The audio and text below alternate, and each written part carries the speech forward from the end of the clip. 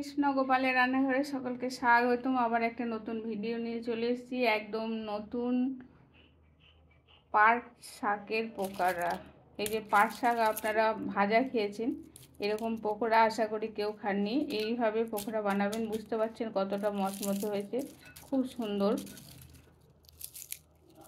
বাড়িতে অতিথি আসলে আপনারা পকোড়া করে দিতে পারেন, ভগবানকে ভোগ লাগাতে পারেন, আপনারা প্রসাদ পেতে পারেন।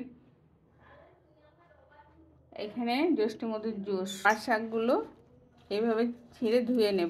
পাট শাকগুলো ধুয়ে জল ঝরিয়ে নিয়েছি। কিছুটা বেসন নিয়েছিলাম, আর একটু লবণ দিয়ে দিলাম, একটু হলুদ দিয়ে, একটু হিং দিলাম, তিল দিয়ে দিলাম, একটু জল ভালো করে মেখে কড়াই তেল বসিয়ে দিয়েছিলাম।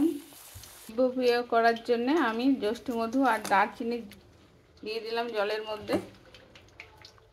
এটা একটু ফোটালেই সুন্দর কালার এসে যাবে। পকোড়াগুলো তৈরি, এখন আমি তুলে দিচ্ছি।